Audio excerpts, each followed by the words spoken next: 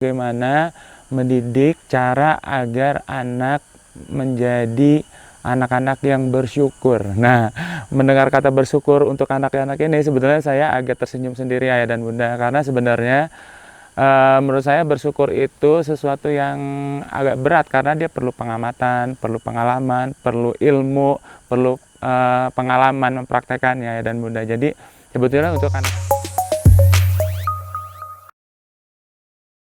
Assalamualaikum warahmatullahi wabarakatuh. Apa kabar ayah dan bunda? Semoga dalam keadaan sehat walafiat. Ketemu lagi dengan saya Kak Eka Wardana dari Rumah Pensil Publisher.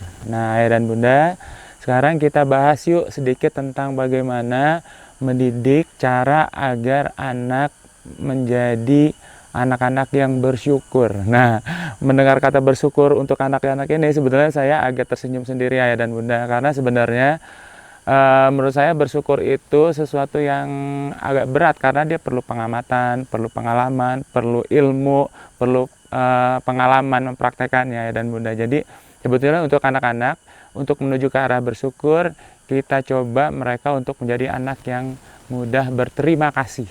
Jadi sebenarnya hampir sama saja nih ayah dan bunda. Nah, bagaimana cara mendidik anak agar mereka menjadi anak-anak yang berterima kasih, yang nantinya akan bersyukur? Kenapa bersyukur ini penting? Karena bersyukur adalah rahasia untuk hidup tenang dan bahagia ya dan bunda.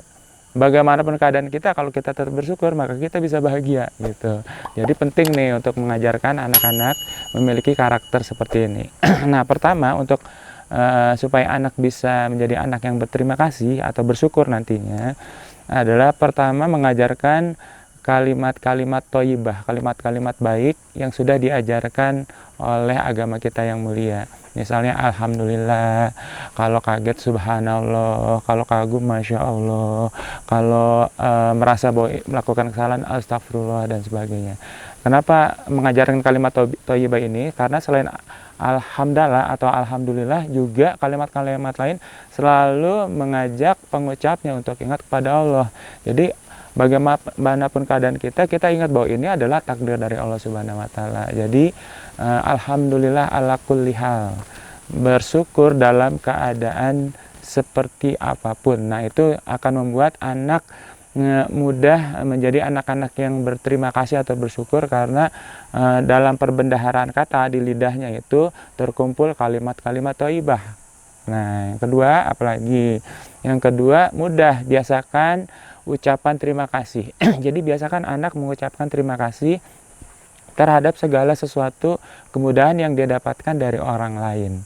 Nah, ketika kita mengucapkan terima kasih, yang membantu pun merasa senang karena menerima ucapan terima kasih, senyuman dan sebagainya. Sehingga kalau itu dibiasakan di rumah, maka rumah kita akan tumbuh menjadi rumah yang bersuasana penuh cinta dan kasih sayang. Hanya dengan ucapan terima kasih saja.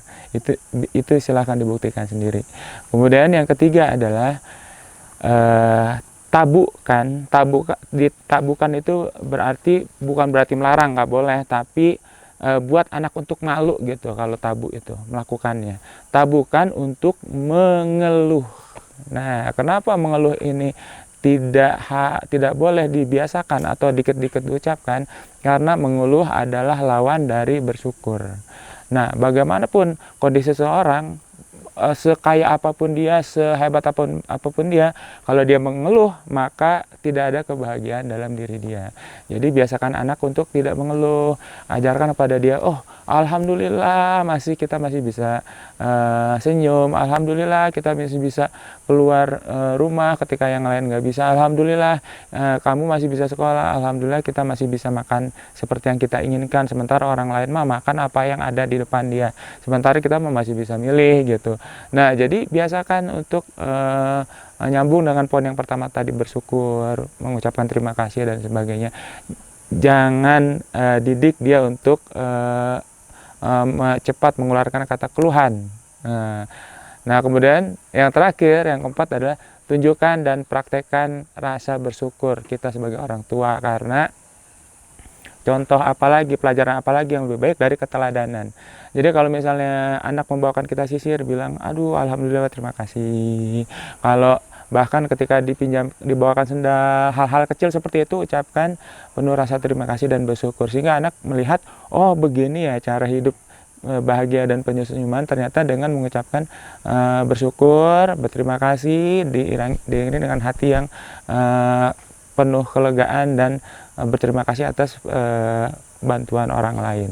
Jadi 4 hal itu saja ya dan bunda sudah cukup, insya Allah kiranya kalau kita konsisten melaksanakan akan menumbuhkan anak yang penuh rasa terima kasih, dan akhirnya ketika dewasa dia akan menjadi orang yang bersyukur. Diulangi lagi ya, 4 hal itu. Pertama, ajar kalimat-kalimat hamdalah dan kalimat-kalimat thayyibah yang lain. Kedua, biasakan ucapan terima kasih, mengucapkan terima kasih maupun menerima ucapan terima kasih. Ketiga, biasakan untuk jangan mengeluh, buat mengeluh itu jadi tabu bagi anak-anak. Jadi kalau melakukan tuh malu kayaknya gitu ya, walaupun sebetulnya nggak dilarang secara tegas gitu, tapi dia malu melakukan hal itu. Dan yang keempat, berikan keteladanan bagaimana kita bersikap bersyukur sehari-hari. Nah, itu saja dan bunda, semoga bermanfaat. Salam smart parents. Assalamualaikum warahmatullahi wabarakatuh.